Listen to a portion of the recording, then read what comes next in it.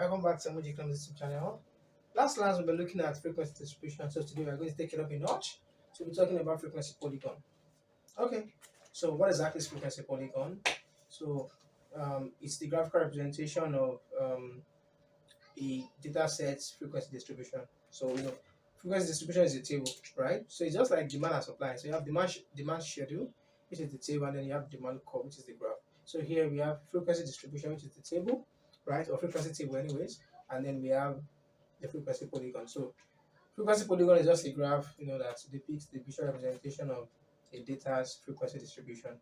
So how exactly is it, drawn, right? So one thing you must know before we proceed is the fact that we don't use frequency polygon for ungrouped data, so it is used with or it is used for a grouped data. So like just note that. All right. So how is it plotted? So it is plotted by connecting the midpoint, right, of a particular data set with the corresponding frequency. So the midpoint of their respective intervals, class intervals, with their corresponding frequency. So the fact that we've spoken about intervals, boundaries, all of that in the previous lesson should make you, pretty much follow through with what we're saying. So this is the data set that we're working with. So we need to find our midpoints. So midpoints, just call these x because we're just adding it to it. So 50 plus 59, remember now, 50 plus 59 is 119 divided by 2. That should be 54, wait, 109 rather. 109 divided by 2, that's 54.5. So 54.5. Then 60 plus, that's 129. Then 129 divided by 2, that's going to give us 64.5. Alright, so we have 64.5. On and on, so that will be 74.5 on and on like that. Why? Look at this, 50 to 59 is 10 numbers, like including 50 itself. Okay, 50, 51, 52, that's 10 numbers. So all the thing you are going to be having here is going to be in addition to 10. So 4 plus 5, 0.5 plus 10 is going to give us this 10 plus 10, 74.5, 64.5, 94.5. So that's all we need to get our frequency polygon. So next is we check our frequency. What's the lowest number? Our lowest number is 2. Our highest number is 10. So we can, on the frequency scale, frequency is going to be on this axis. Frequency is on the y-axis. Okay, so I could just have this. It's not straight at all.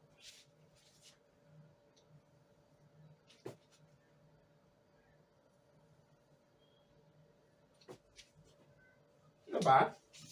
So 0, 2, 4, 6, 8, 10. Is it too small?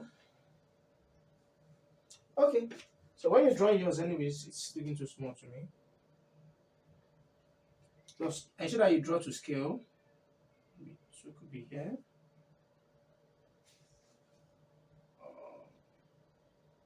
4, 8, 6, 8, 10. Okay. So that's frequency. Then on the other axis, I'm going to have the midpoint. So 8 points. So looking at it, the opening is starting from 54.5.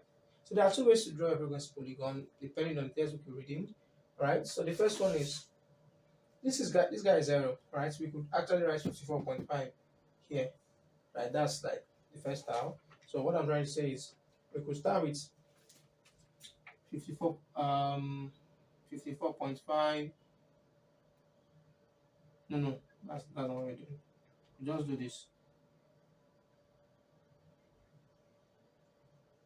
Now, what does this mean?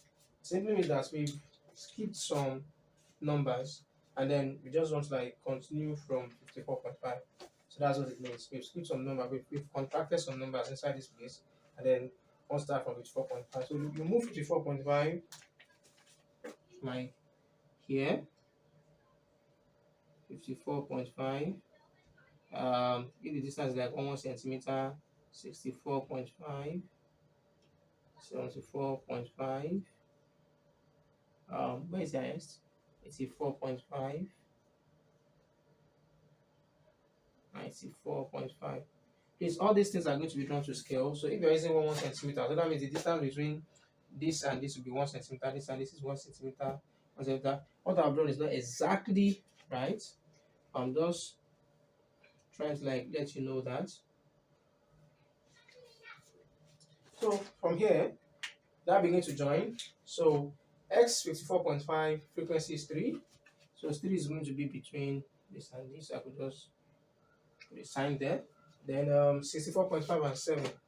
64.5 and 7. Something like here. Point like this.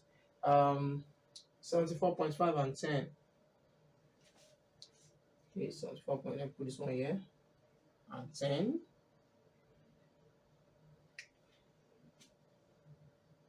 Okay, then 84.5 and 6. 84.5 and 6.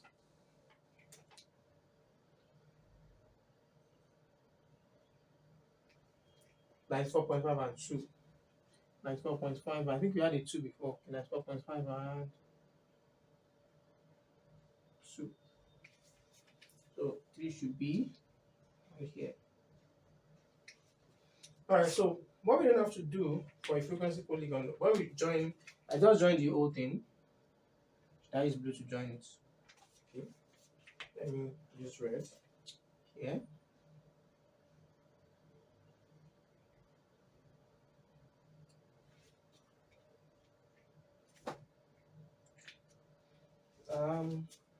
This is 7. 7 should be around here. 64.5 and 7. Then 6.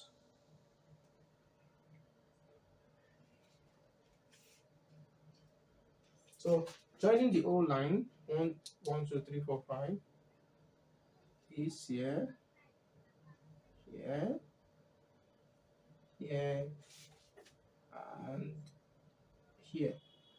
So the thing is, we don't leave our frequency polygon this way. We have to extend the line to the x-axis.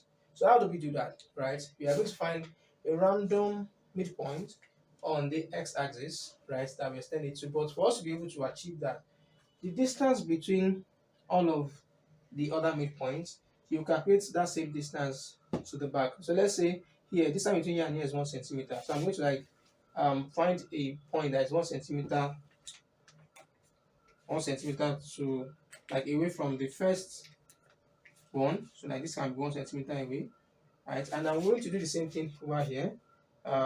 This is the last midpoint, and then I'm going to do a point that is 1 centimeter away, maybe like this point. So all I just have to do is extend it, extend this guy here, extend this guy here. Voila! So you're done. Right, so this is how to construct a frequency polygon. So it's important that you extend those lines there, right, using this style. So again, the other style is 54.5 was going to start from this place. I don't want to like erase this one. Let me just give you just a rough estimation of what I'm trying to talk about.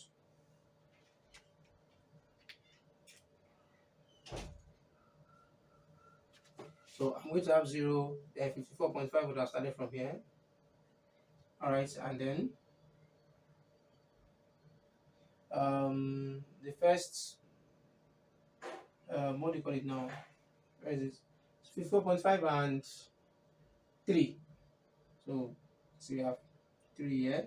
Next 64.5, locate all of those points on and on, like that. So when you're now done, you do the same thing, extend 1 centimeter, whatever centimeter I use here, extend it towards the back, like bring it towards the back here.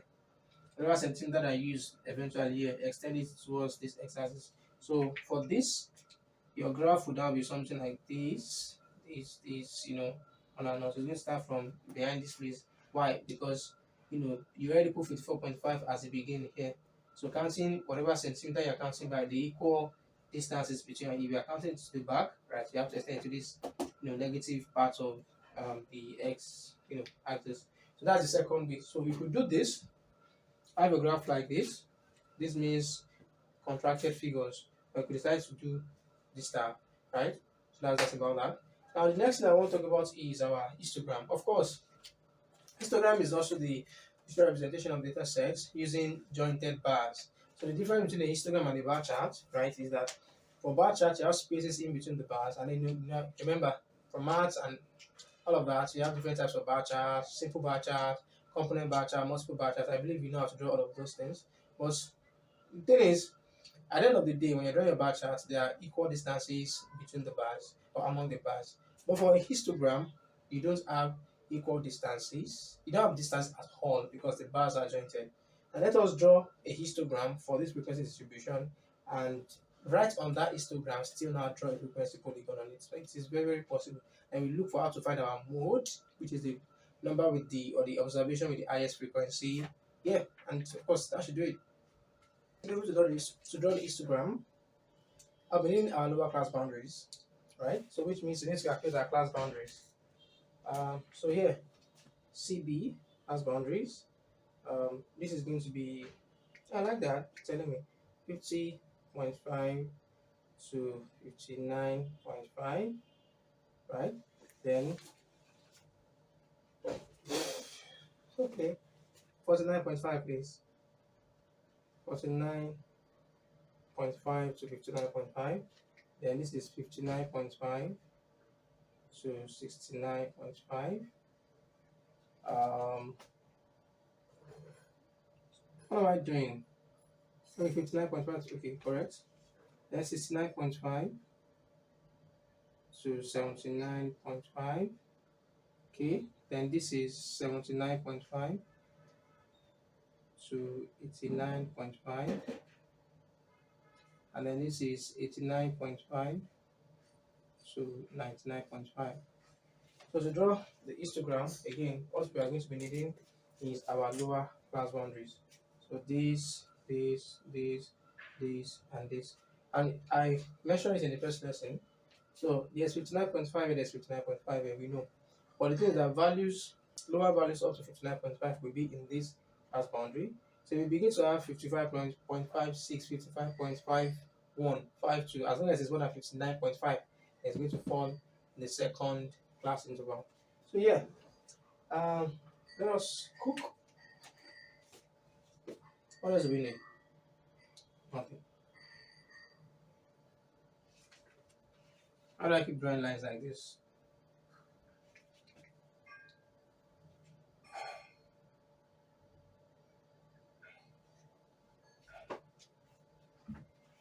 Okay.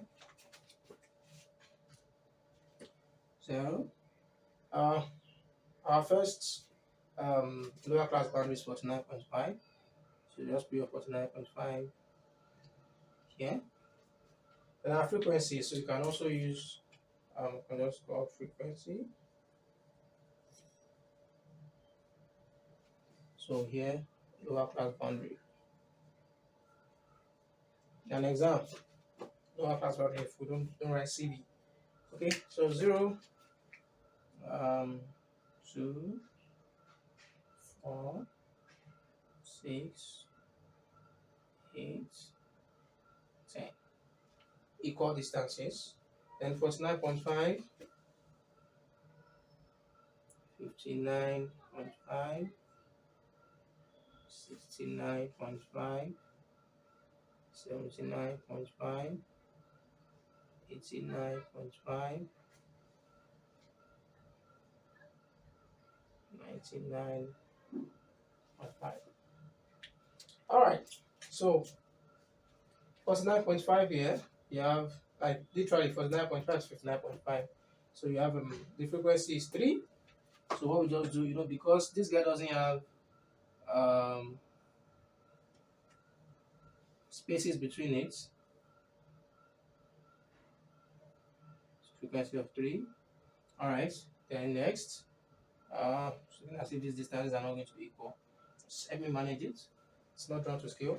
Then this next one, the next class, 59.5 to 69.5, frequency of 7. So I have 7 around here, so I'll just kind of extend this guy. So 7. This guy here. This is 2 fats. First one is 2 fats. Do something like this.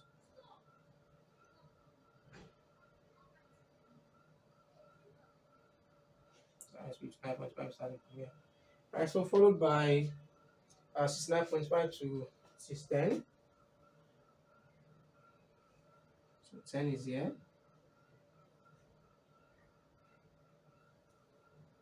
Then the next one is 9.5 to 9.5, which is 6. 6.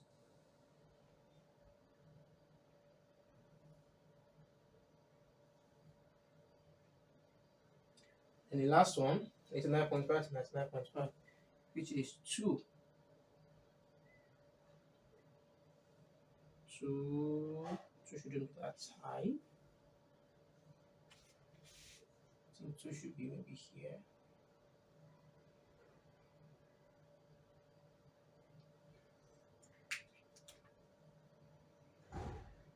So yeah, with this, we're done with our frequency.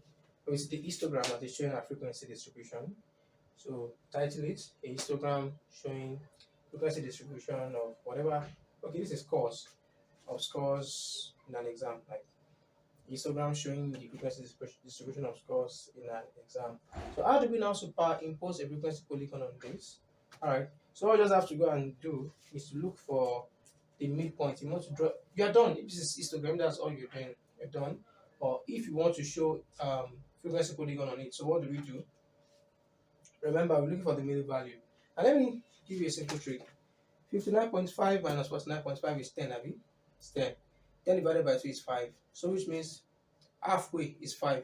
So what I'm trying to say is that 49.5 plus that 5 will give you 54.5. So which is the midpoint? Do you understand?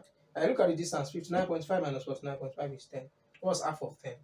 Because his midpoint you're looking for now, halfway, that's what you're looking for. Halfway is 5. So since the beginning is 49.5, so 49.5 plus 5 will give you the midpoint of 54.5. That means the middle of each bar, right, is their midpoint. So is the midpoint of the distribution.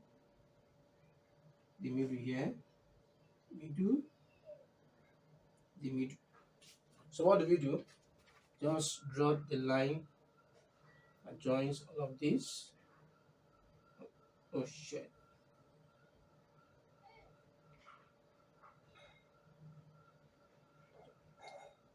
What is this one? What is this one? Now remember our rule for frequency polygon, because you have to come back to the x-axis. You can just use a red to indicate that we're the one that just added it. Alright. So between, remember that this will be representing your midpoint. All of this, all of this, all of this, representing your midpoint. Alright, so between this midpoint and this midpoint, whatever centimeter that it is, this and this, right? So if you had used 2 centimeters from here to here, from here to here, from here to here, now it's between each midpoint and the successive midpoint is also going to be 2 centimeters. Just calculate 2 centimeters away from this point, from here. So you can get a point like this. Then this guy too, this the midpoint, 2 centimeters away, can get a point like this. You don't need to necessarily number it. So what you just do, bring this guy down here, here. Just drew a beautiful nonsense.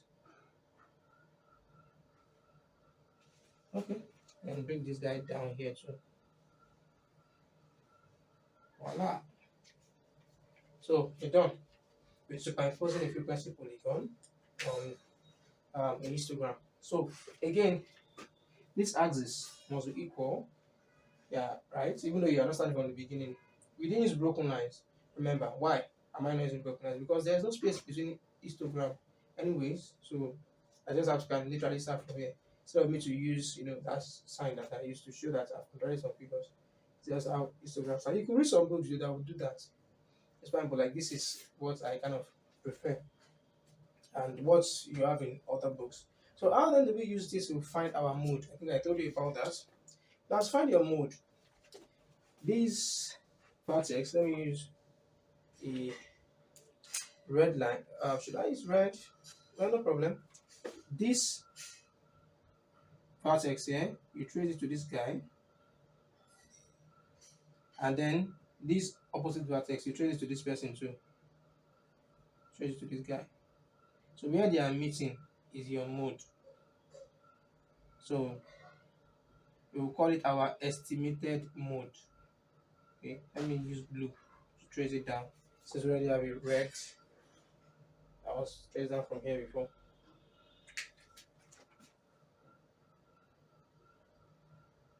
So whatever value that we have here is going to be our estimated mode.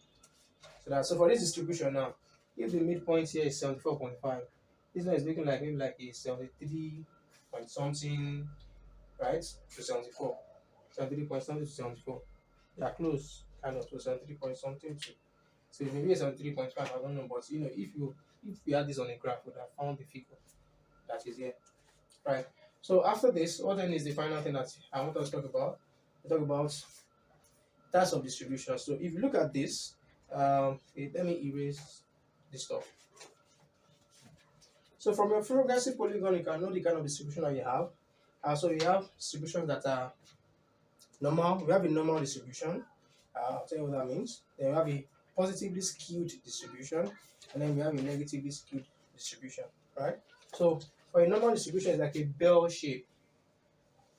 Like a bell shape. So it's something like this. Right? So of course you have the mode here, because that is the height of the whole thing. So a normal distribution is a type of distribution where the observations in the data set are evenly distributed around the mean. So a normal distribution is a type of distribution where the observations in the data set are normally distributed around the mean. So the mean is going to be in the middle. So in this kind of distribution, your mean is equal to your mode, and it's also equal to your median. So if you look at this kind of thing now, so we have half of the entire observation that you have is here, half of the entire observation that you have is here. Right, so this is a normal distribution. So just dividing the whole thing into two equal halves. So it can either be called a normal distribution or an even distribution. Right, so a kind of distribution, right, that has even has the data sets equally distributed around the mean, equally or evenly. Let me say that. Let me put it that way. Evenly distributed around the mean. Right. Normally, your median is meant to be your middle number, right? We are just saying that for this kind of data, which we are going to do an example on this, maybe in our next lesson and thereabout. So you will see where we draw something like this, and then we are going to get this one, right? So where we are going to use figures, and then we are going to arrive at a kind of distribution like this. So we're just saying that the mean is happening to be the mode and the median, right? So when you now look at other distributions, so some of it, right, half of it will be towards the side of the mean, the remaining half will also be towards the side of the mean, right? Because the mean is same as the median and then the mode. So this is a normal distribution, and if you look at this, it's close to being a normal distribution as well, right? So and then there's just one mode, right? Because the highest point is 1. Now we could have this.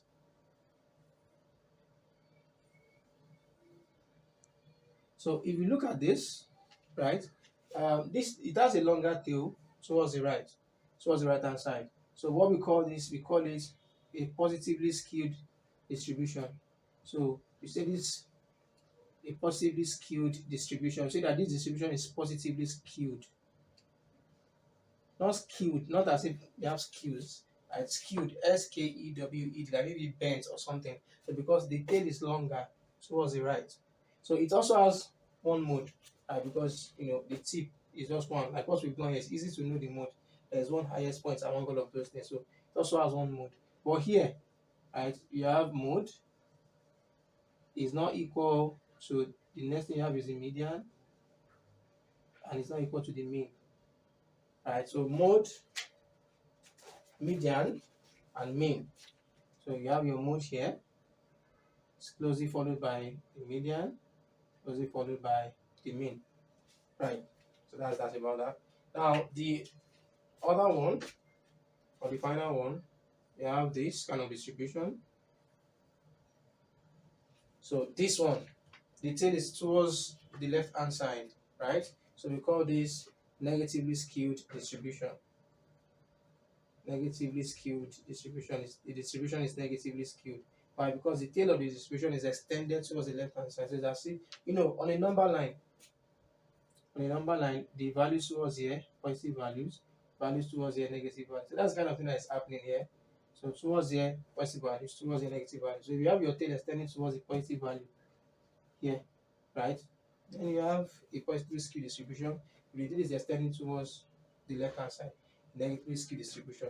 So of course here too, you have one mode, is mode. The mode is followed by the median, then by the mean. And then there are some distributions that would have so if you have a distribution like this, let me use the blue since everything around it is red. So if you have a distribution like this, so there's a number here. So what will you call this? Right? What will you call this? Alright, so in this case there's no mode. Right?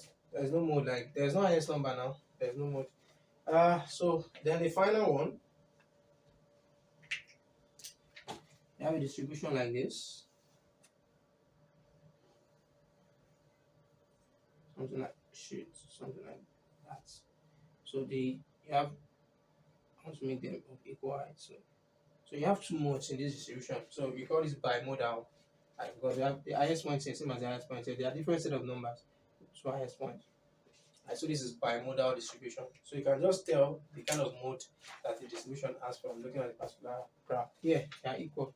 There's no mode. You don't have numbers again between the first number is this, second number is this. But here, there are different set of numbers. And then two of them happen to be having the same frequency, so which is higher than every other frequency in a particular distribution. So that's about that. I think that's all I have for this lesson. Normal distribution is also called a symmetrical distribution. Symmetrical, what it just means, right, is what I've said, that the values are evenly distributed around the mean. So if you see a symmetrical distribution, it's just talking about normal distribution. Then for others, they are asymmetrical. Right, so this is an asymmetrical distribution. This one is an asymmetrical, distribution. Asymmetrical, and skewed. Once it's asymmetrical, it's going to be skewed anyways. So yeah, that's it. So it's an assignment. So we have the assignments. So you have weekly income of students, like otherwise known as their weekly stipends, or those that are working anyways. Let me say weekly stipends. Let's put it that way, right? So what is students and work? It's not gelling together like that. All right. So you have 1 to 10, the intervals 1 to 10, and 51 to 60. So because of the light, you cannot see the number here. So 1 to 10, frequency is 2. 11 to 20, frequency is 5. 21 to 30, frequency is 6. Okay, 31 to 40, frequency is 15. 41 to 50,000, right? Frequency is 12. 51 to 60, frequency is 5. So A, sketch the histogram and the frequency polygon separately. Then B, find the estimated mode. I just taught you, right? So if you draw that means you're expected to draw on your notes to scale. You don't necessarily need to use a graph sheet, right? You can maneuver your way around it, and if you prefer using a graph sheet, then it's fine. Then does the data follow a normal distribution? It's also same as saying that, as asking that, is the data symmetrical or not? You are going to know from your histogram, you're going to know from your frequency polygon, you're going to know as well, and then explain why, explain the reason for your answer.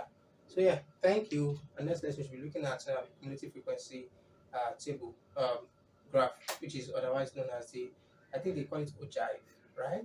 Ogive or ogive or something. Whatever. We are meeting there next time. Thank you very much for coming. See you when I say bye.